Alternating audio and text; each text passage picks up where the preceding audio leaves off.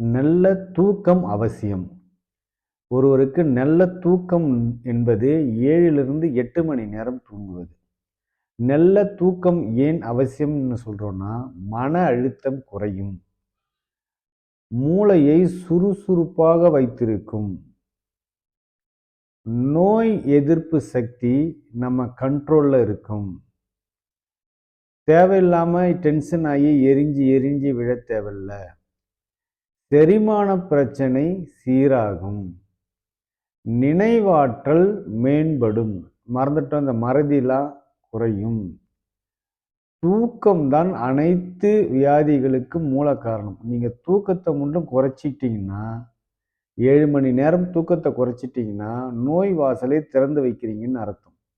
அதிலிருந்து ஒவ்வொரு பிரச்சனையாக ஆரம்பிக்கும். நாம் சாப்பிடுவது எவ்வளவு நம் உடலுக்கு முக்கியமோ, நாம் தண்ணீர் குடிப்பது நம் உடலுக்கு எவ்வளவு முக்கியமோ, அதுபோல் போதுமான தூக்கமும் நம் உடலுக்கு முக்கியம். ஆகையால் இன்றையிலிருந்து சரியான நேரத்தில் சரியான அளவு தூங்குவோம். உடல் ஆரோக்கியத்தை காப்போம். நன்றி.